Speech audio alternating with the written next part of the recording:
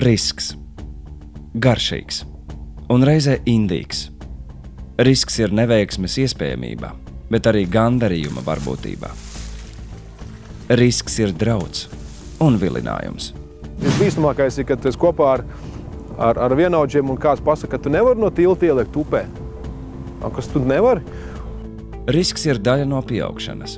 Riskā iegūstam rētas un pieredzi. Atklājam savas spējas. Ar asinīm samaksājam par nespējām.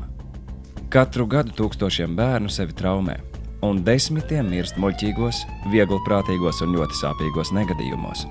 Trauma ir apstākļu sakritība, kā es parasti saku, nepareizajā laikā, nepareizajā vietā. Ievērojot dažus noteikumus, tu vari palīdzēt sev izaugt droši. Es biju pārbies tā, bet nācās sakos dobus un gāju, bija bailes, es nezināju, ko darīt. Kur ir robeža starp drošību un pārdrošību? Vai veselīgas attiecības ar risku vispār ir iespējams? Jāmāk jau atšķirt tās lietas, kad tu iegūsti drošu adrenalīnu un kad tu riskē. Kur ir tā robeža? Mēs vaicājām profesionāļiem, cilvēkiem, kuru darbs ir būt attiecībās ar risku. Katra kļūda viņiem var nozīmēt smagu traumu un sporta karjeras beigas. Ja man ir bailes, pat nē iekšā jūrā.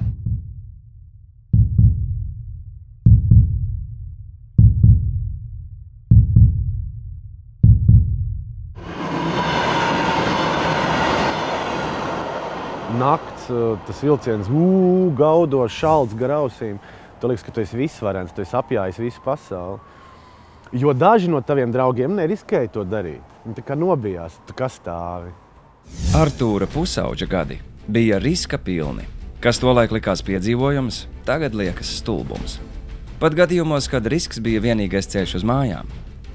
Ja padomā, ko tu izvēlētos starp belašu un dzīvību? Ir gadījumi, ka tu vienkārši tu esi spiests darīt kaut ko ekstrēmu, lai, piemēram, tev ir izvēle nopirkt vilcienu biļeti vai paēst, ja nav tās naudas. Protams, ka tas vēders ir pirmajā vietā. Tu nopērci to belašu, 90. gados tā bija. Un, protams, ka tu brauc pa zaķa vilcienu un nāk kontrole, un tad bija visādi veidi, kā no tās kontroles izbēgt. Viens veids bija no pirmā vagona pārskriet uz pēdējo. Bet tā kontrole bija viltīga, viņa reizēm dalījās divās daļās. Tad mēs darījām tā, ka mēs aizgājām uz pēdējo vagonu, vilciens apstājas stacijā, atvērās durvis, mēs izskrējām ārā un uzlicām vilcienam priekšpusē pie lokomotīvas. Turējāmies, tur bija tādi rokturi, kas bija vajadzīgi, lai tur logus nomazgātu vai kaut ko. Un pa nakti braucām vairākas pieturas. Artūram paveicies. Studenta gadu nakts braucienos viņš palicis dzīvs. Citiem nepaveicas. Pērn uz dzelzceļa bojā gāja 19 cilvēki. Viņi varēja būt dzīvi. Tieši jauniešu uzvedība pie sliedēm ir īpaši bīstama. Jo jaunāks cilvēks, jo bezrūpīgāk viņš novērtē situāciju un mazāk apzinās tās risku. Ja pēc tam prast, ko tu darīji, tev galīgi bija, tu biji prātiņu izkūkojis. Tad jau teiks, jā, es biju izkūkojis prātiņu, bet tajā brīdī jau tā nešķiet, vai ne? Tad jau šķiet, ka viss ir kārtībā. Kaut kas cits ir svarīgāks.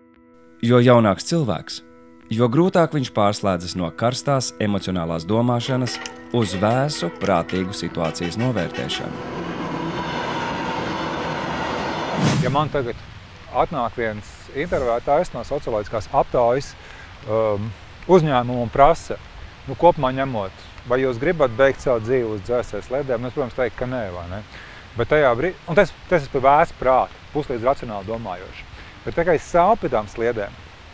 Un man tagad ir jātiek pāri, jo es tur redzu vienu savu čomu. Man ieslēdz pilnīgi citu domāšanas modalitāti.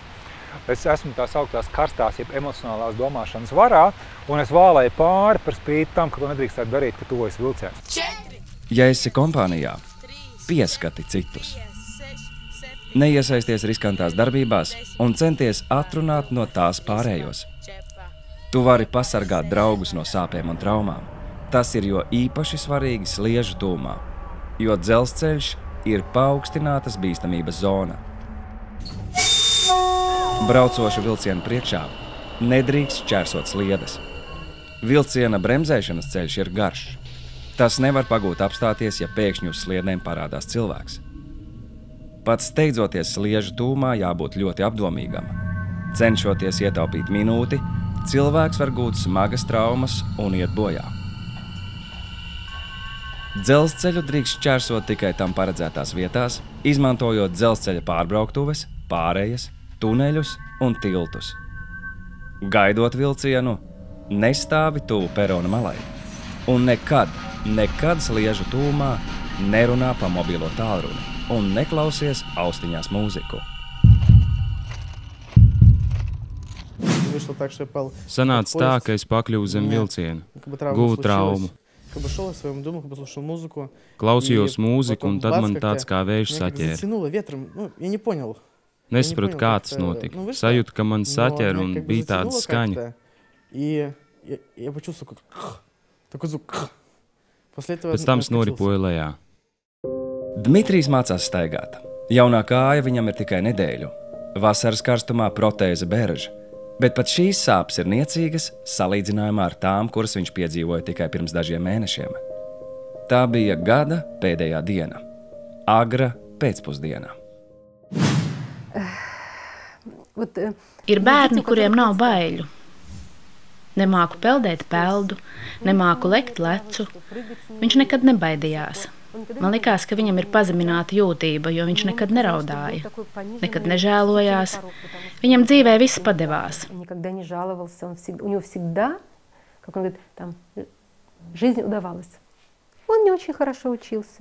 Salīdzinājumā ar citiem bērniem viņš nevisai labi mācījās. Viņu tas neinteresēja. Viņu interesēja pati dzīve. Viņš gribēja ko darīt. Viņam bija iekšējais dzinulis. Vispirms darīt, tad apjaust, domāt. Tur bija nogāze. Līdzās dzelzceļa sliedēm ir nogāze. Kad mani parāva, tagad neatceros. Varbūt es pats centos attālināties, lai otru kāju nenogriež.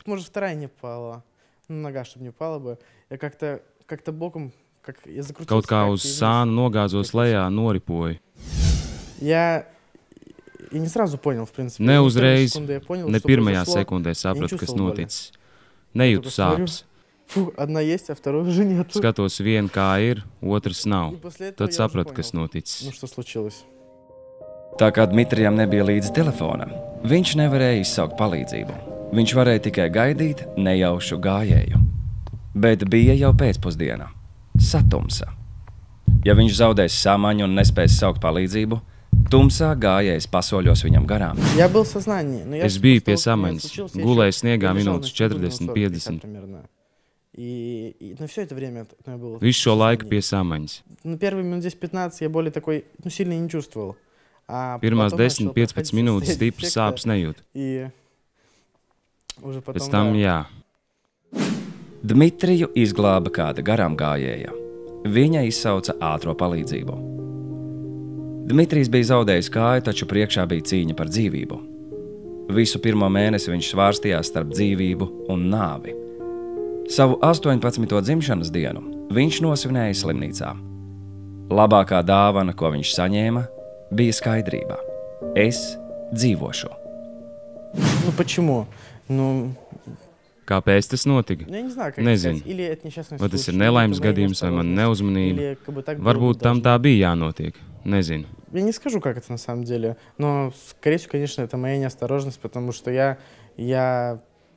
Visticamāk, ka tā ir mana neuzmanība, jo es aizmirsu elementārs drošības noteikumus. Šodien Dmitrijs ar mammu ieradies labdarības fondā pateikties visiem, kuru ziedojumi ļāvuši viņam tikt pie protēzes. Drīz viņš iemācīsies ar to pārvietoties tā, it kā iet uz savām kājām. Taču sāpīgā cena par neuzmanību paliks viņa atmiņā vienmēr. Gan ceļš, gan dzelzceļš ir bīstami. Tādēļ, ja gribat klausīties mūziku, labāk klausieties to mājās. Tas, ka cilvēks ejot nedzird, rada daudz bīstamas avārijas situācijas. Pat elementārās situācijās uz ceļa. Ja cilvēks iet un klausās kaut ko austiņās un šķērso ceļu, pat ja viss notiek pēc noteikumiem. Ir taču gadījumi, kad mašīnai bremzes atsaka, vadītājs signalizē, bet cilvēks to nedzird.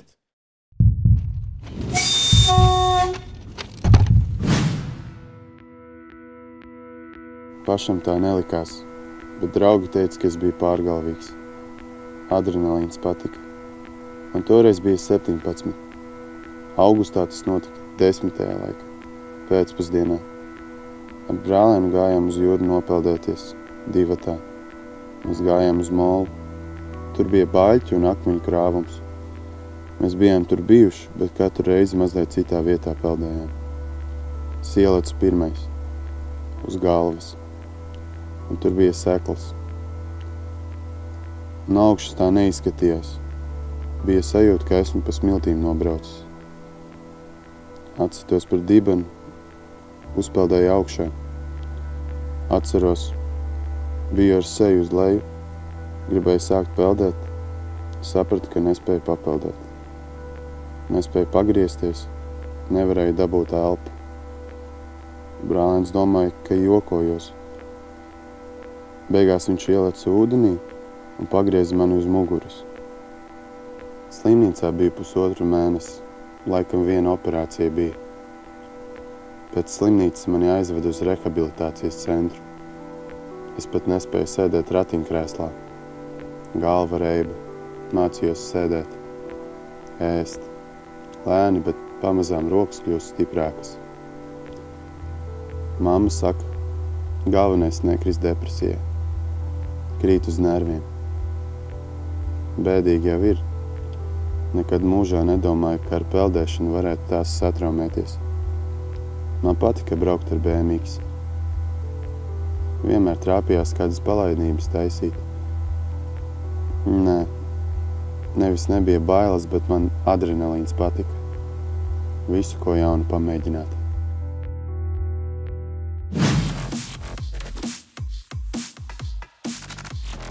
Katram ir savas negatīvās īpašības, un laikam manējā ir mīlestība pret ātrumu. Tie, kas ir tikko dabūjuši tiesības, viņi man noteikti sapratīs. Tiem, kuriem ir mašīna, tiem, kam ir motocikls. Tur ir savs kaifs, tur ir savs prieks tajā. Tas ir arī tāds jaunības trakums, kad tev gribās pierādīt sev, ka tu vari braukt ātrāk, ka tu to vari izdarīt, ka tu to likumu vari izņemt. Tā diena sākās kā parasti. Taču, kad tā neritēja pēc Bruno plāna, viņu pārņēma īgnums. Pēcpusdienā tas bija pāraudzis dusmās, un Bruno nolēma izbraukt piemājas ceļus. Viņš cerēja, ka ātrais brauciens palīdzēs nomierināties. Kāds bija braukšanas ātrums, to viņš neatceras. Taču zina, ka tas bija virs atļautā. To momentu mēs redzējām, viņš lidoja, un tad viņš palika uz sāņa gulēt. Tas motocikls, kvadricikls. Bet pats vadītājs viņš mums bija uz ietves. Pēc ietriekšanās es zaudēju samaņus, atsitu galvu pret zem mums esošo bruģi. Līdz ar to smadzeņu satricinājums un lausts atslēgas kauls, salauzt pirksti. Līdz ar to diezgan smagi. Viņam bija pa visu radiusā, 50 metros, bija mantas visur izmētātas, kas bija viņam gan kvadriciklā iekšā, gan detaļas no kvadricikla. Mēs piegājām pie viņa klāt. Viņš sāka kustēties, piecelās, jo viņam bija šoka stāvoklis. Gribēja kaut kur skriet prom no mums. Tas skats bija šausmīgs, un cilvēks dēļ tā šoka, viņš nejūta nekādas sāpes. Viņš mēģināja ielikt tos pirkstus kabatās. Kvadrcikli, mopēdi, velosipēdi un skrituļslides. Cik daudz ir pārvietošanās veidu, tik daudz traumu iespējamas. Braukšana bez ķiverēm, ceļu, elkoņu aizsargiem ir riskanta. Braukšana mašīnā nepiesprādzējoties nepieļaujama. Arvien vairāk bīstamu situāciju uz ceļa rada mobilo tālruņu lietošana, esot pie stūres vai šķērsojot ielu. Nožēlojam vienā vārdā sakot, jā, jo tā ir elementāra, manā skatījumā pašsaglabāšanās instinkts. Tad jāizdomā, kas ir svarīgāk, rakstīt to SMS draugam, jā, vai atbildēt uz kaut kādu zvanu, jā, vai skatīties, jā, kas notiek e-pastā tajā brīdī, vai tomēr domāt par to, ka tev būtu jāizdzīvo. Bruno tic, ka viņa dzīvību izglāba ķivere. Šī ir viņa otrā smagā avārija. Pirmā notika pie autostūres, brīdī, kad viņš pieliecās, lai somā atrastu zvanošo tālruni. Arī toreiz pēc avārijas viņš ārstējās slimnīcā, un arī toreiz teicās izdarījis secinājumus. Dzīve dod tādus mazus brīdinājumus, kad ir gandrīz kaut kas noticis, bet nekas traks jau nenotika. Un tad tev ir tā sajūta, tev ir tā pārliecība, ka ar tevi nekas slikts nenotiks. Tāpēc, ka es jau neesmu no tiem, kur krīt, es neesmu no tiem, kas kaut kur ieskrien. Bet ar laiku visi krīt. Krīt visi, taču īpaši tie, kuri uz kritienu uzprasās paši. Ar pārsniegtu ātrumu, ar pārgalvību, ar mobilo tālruni rokās, nepiesprādzējušies, neuzmanīgi, iedzēruši. Pārgalvīgos un paviršos ceļš izmāca, saka Bruno. Ir vērts ticēt, jo viņš par to pārliecinājies pats.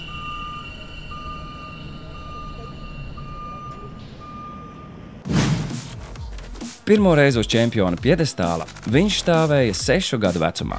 Ar to viss sākās. Tad no kartinga viņš pārsēdās uz rallija auto. Viņš sacentās ar pasaules ātrākajiem autobraucējiem vēl tad, kad nebija gana vecs, lai saņemtu autovadītāja tiesības. Kad viņš kļuva par ātrāko pilotu pasaules čempionāta rallija krosā posmā, viņam bija tikai 18 gadi.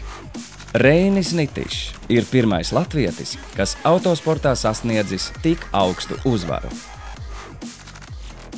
Nevienā brīdī nevar atlaist līdz brīdim, kamēr tu neieraugi finiša karogu, tu staigā par riska robežu. Katrs starts ir eksāmens attiecībās ar risku. Ja šaubies kaut mirkli, zaudēsi. Ja būsi pārdrošs, avarēsi. Lai uzvarētu, jābūt gan šaubu, gan kļūdu pieredzēji, un tā jākrāj gadiem.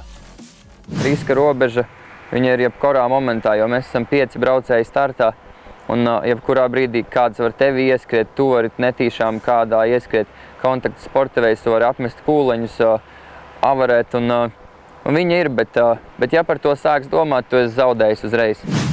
Viņš riskē katrā sacensībās. Kļūdas cena var būt asinis, balva, adrenalīns, mērķis pietuvoties bezkontroles situācijai un tomēr spēt savaldīt stūri un turpināt ceļu. Kur ir šī robeža starp drošību un nekontrolējamību? Sajust šo robežu, uz to mudina azarts uzvarēt un arī treneri. Viņi grib, lai es eju tālāk īstenībā. Nevis, lai es atkāpjos drusku no kaut kā, jo man varētu būt, ka mammā es iedzimis un vienmēr man ir grūti pašam pārvarēt sevi un pieiet pēc iespējas tuvāk tai riska robežai. Tā kā vienmēr viņi ir gribējuši brauc ātrāk, pamēģini, izlido no trases, sapratīs, cik ātri tu vari izbraukt. Mums ir jāriskē, mums ir jābrauc robežai pēc iespējas tuvāk un pats pirmais, ka pašam cilvēkam ir jāsaprot, cik tālu tu vari iet. Veselīgas attiecības ar risku dzīvē Reinim palīdzējis veidot tieši sports. Kopš bērnības viņš apliecinājies trasē, tādēļ nekad nav jutis spiedienu pierādīt sevi riskantās izdarībās ar vienaudžiem. Uz to viņš mudina arī tevi. Tas ir tas svarīgākais – nepakļauties apkārtējiem tieši uz muļķīgām lietām. Ja man izaicinātu vai kāds teiktu, ka nevar piepumpēties 20 reizes, protams, ka varu, tad ņem un piepumpējos, bet vai lekt nezināmā upē ar galvu pa priekšu no laipas, tad lec, es iekāpšu pa maliņu un nopeldēšos, gūšu baudu tādu pašu kā tu.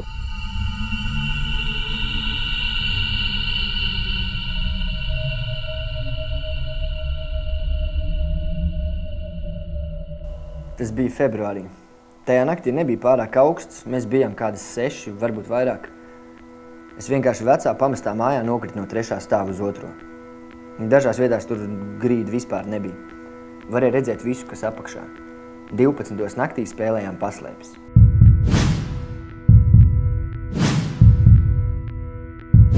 Es biju skaidrā, daži bija reibumā. 17 laikam vai 16 gadu man bija. Tad es atceros, ka ar vienu ārstu runāju. Viņš man teica, ka būs svarīga operācija, vai es staigāšu vai nestaigāšu. Un tad man iedeva narkozi un es tikai pēc tam pamodos. Un tad atkal atnāca dakteris un pateica, ka es vairāk nestaigāšu. Nākošajā dienā viņš atnāk un saka, varbūt tu staigās, varbūt nē. Bet es jau domāju, ka viņš zināja, ka es nestaigāšu. Es nezinu, kāpēc tas tā notika. Jābūt uzmanīgam, nevajag līst vecās mājās. Bet neviens taču neklausās, kamēr pats nenoraujas.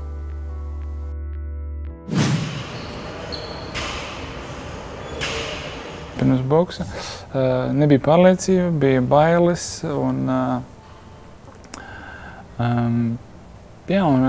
līdz ar šīm bailēm, kas bija, nekad nevarēju atbildēt pārdarītājiem, un tā arī tas bija tāds citiem boksamais.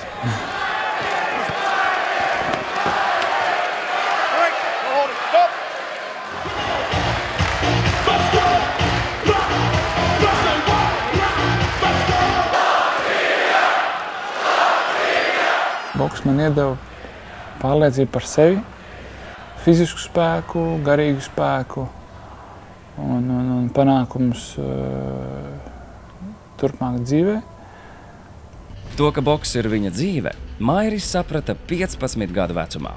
Kopš tā brīža viņš audzējis ne tikai muskuļus, bet arī neatlaidību un pārliecību par sevi. Bez tās kļūt par čempionu nav iespējams.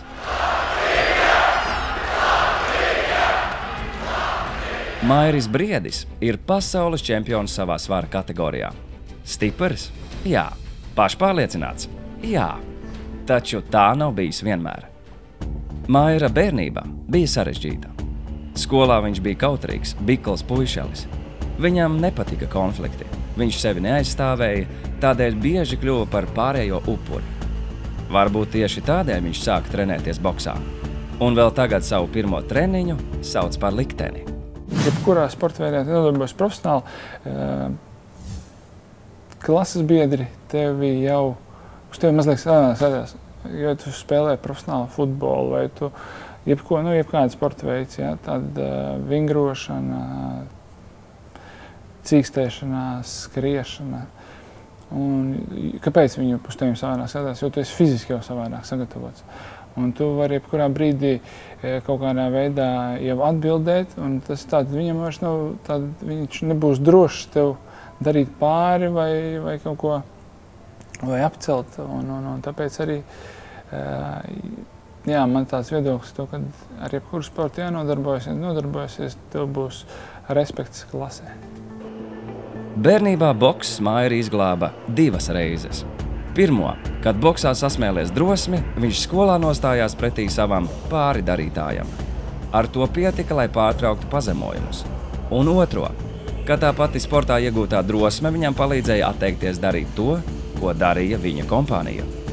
Nebūtu šīs drosmes, nebūtu Latvijai čempiona Maira Brieža. Draugi bija dažādi. Ko tu no draugiem vairāk paņem negatīvo, teiksim tā, kas ir pīpēšana, kaut kāda dzeršana. Un tāpēc man boks, teiksim tā, es biju palicis varbūt ar tiem pašiem draugiem, bet es varēju pateikt to, ka nē, es to nedarīšu. Un viņi respektēja to, ka tad it kā mēģināja tur vairākas reizes pierunāt, daram to kopā, bet mana uzstāja bija pārliecinošāka nekā viņa. Ja arī tavas izvēles nosaka nevis tu pats, bet tavi draugi, ieklausies Maira teiktajā. Ja tā kompānija pīpē dzer un nedod Dievs tur vēl kaut ko tur dara, jo tādas kompānijas ir jāmēģina aiziet projām. Kāpēc? Jo ne pie kā labi tas neaizvedīs. Un tad, kad tu esi tādā purvā, tad no viņa ir ļoti grūti, praktiski nereāli tikt ārā, kamēr tu neesi jau kaut kādā pazemē. Un tāpēc, kamēr tev sāk potīt, grimt iekšā tādā purvā, ir jāiet projām. Iet prom nozīmē izvēlēties savu ceļu. Sportu, mākslu, zinātni, dabu. Iespēju ir tik daudz. Izvēlies, kas tev patīk, kas interesē, ar ko grib aizrauties. Velti tam laiku katru dienu. Trenējies, mācies, sacenties, un tu iegūsi daudz vairāk.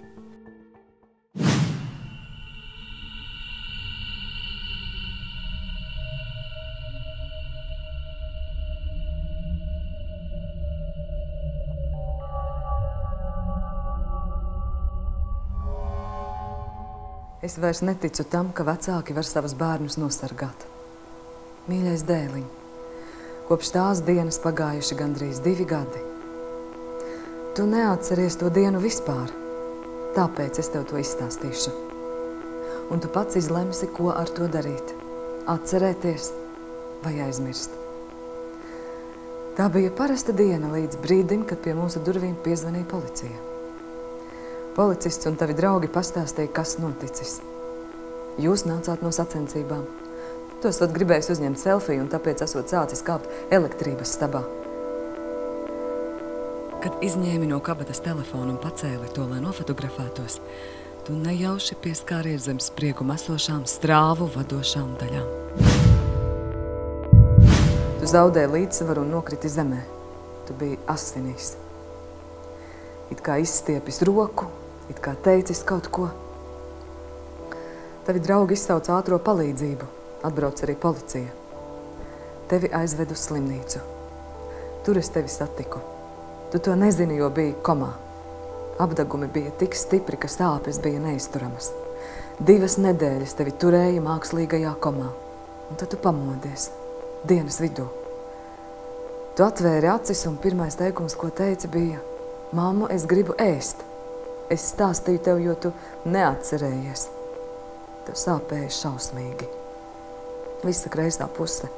Tu esi kreilis un tāpēc telefonu paņēmi kreisajā rokā. Un tāpēc tagad tieši kreisā puse muguras, kreisā roka un kāja ir rētām klāta. Un tad viss sākās no sākuma. 15 gadu vecumā tu atkal mācījies staigāt, mācījies ēst un dzīvot tālāk. Kādu laiku nezināju, ko darīt ar tavu telefonu. To man atdeva policists. Tas bija apdedzis. Es redzēju to bildi, kuras dēļ tu tur uzskāpi. Kādu brīdi gribēju to izdzēst, bet tad nolēmu ļaut to izdarīt tev pašam.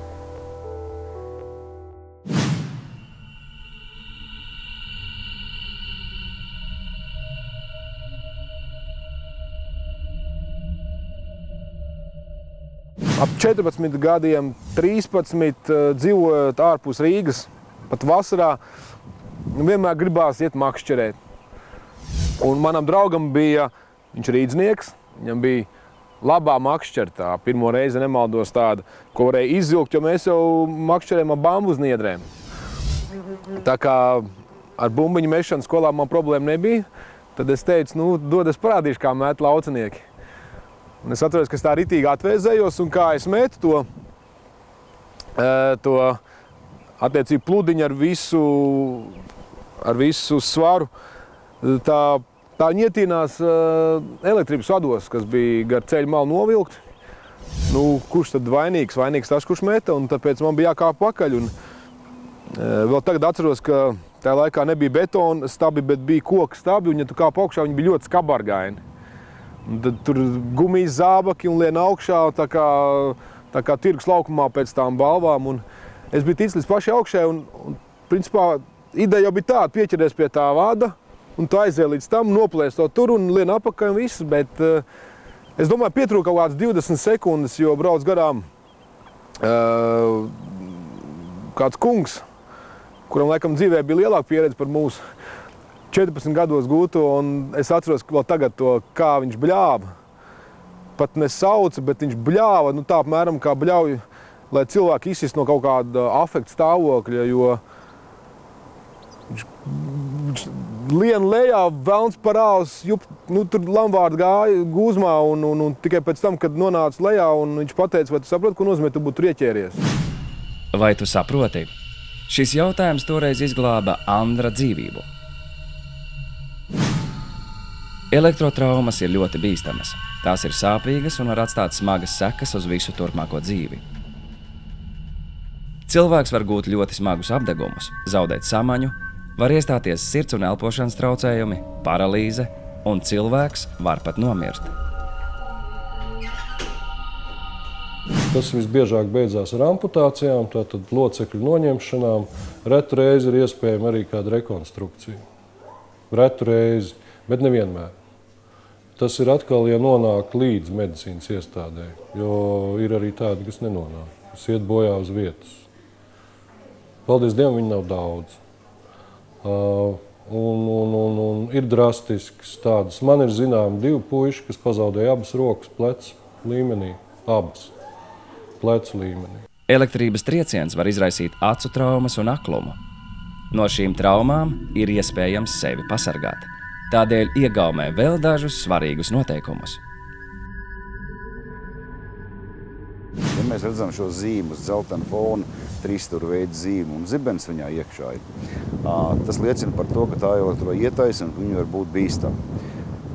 Otrs, kas ir svarīgākais, neatkarīgi no tā, kādā veidā šī elektroietaisa atrodas, vienmēr vajag uzskatīt, ka viņi ir bīstami. Jo es teicu, elektrībai nav smaržas, krāsas, garšas, mēs viņu nevaram nesaskatīt, nesadzirdēt. Tad vienmēr ir jāsaprot, ka tas ir bīstami. Nu, un trešā varbūt tā lieta tiešām, pirms mēs veicam kaut kādas aktivitātes ārā, paskatīties, vai tuvumā nav šīs elektropārvades līnijas, vai nav apdraudējums jūsu aktivitātēm, pūķu laišanām un tā tālāk. Un ceturto es gribu uzsvērt arī to, ka ir jāmēģina un jāatgādina arī saviem draugiem, ja bērni veic aktivitātes ārā, spēlēšanos. Ne visi varbūt šo informāciju zina, un viens ir varbūt gudrāks, viens ne. Ir jāatrunā draugu no kaut kādām šādām lietām, kāpšanām stabos, līšanām elektroenerģijas sadalas ietaisēs. Lielākā daļa traumu šādu tipu varēja nebūt. Tie uzraksti nav, kas ir uz augstsprieguma stabiem pie augstsprieguma līnijām. Stāt, nekāp, uzmanies. Tie nav vienkārši tāpatās. Ieklausīties cilvēki to liek, ka tas nav muļķīgi izdarīts. To liek tie pieaugušie cilvēki, kurus ir ļoti grūti klausīties. Viņi taču veci neko nesajēdz no tā visa. Ja? Bet, diemžēl, viņi jau laikam ar no savas pieredzes to visu tur ir likuši kaut kādā veidā. Ja redzi cilvēku, kurš guvis elektrotraumu, nepieskaries šim cilvēkam ar rokām. Tūlīt zvani pieaugušajiem vai izsauc palīdzību pa tālruni 112. Izstāsti situāciju un uzklausi padomu.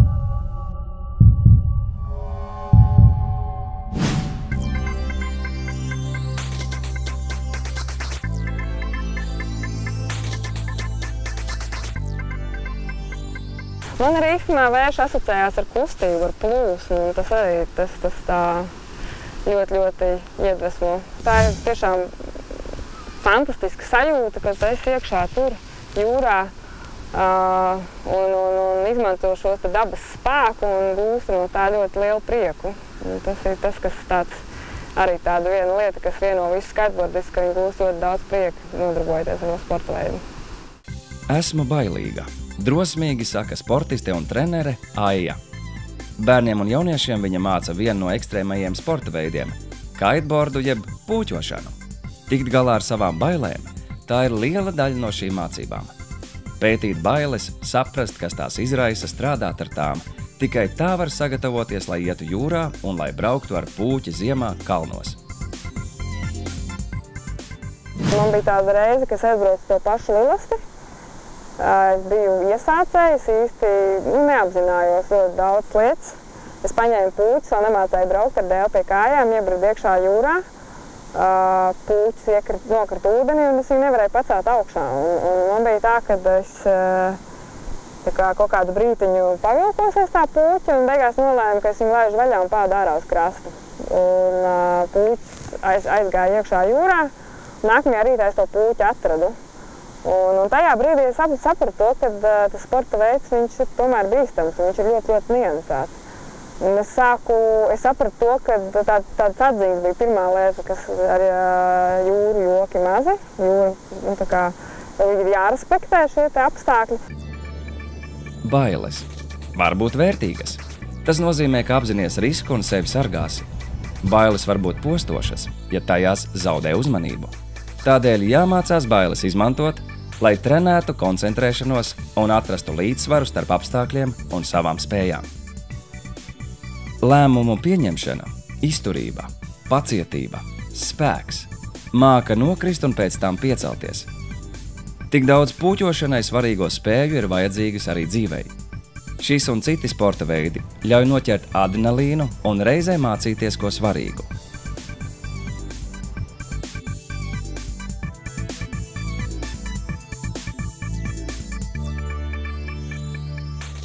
Es braucu ar snowboardu dēli kalnos pa sniegu. Un man bija tā, ka es atrados virs polārā loka, spīdēja saule. Es uzbraucu augšā kalnā ar pūķi, bija vējš.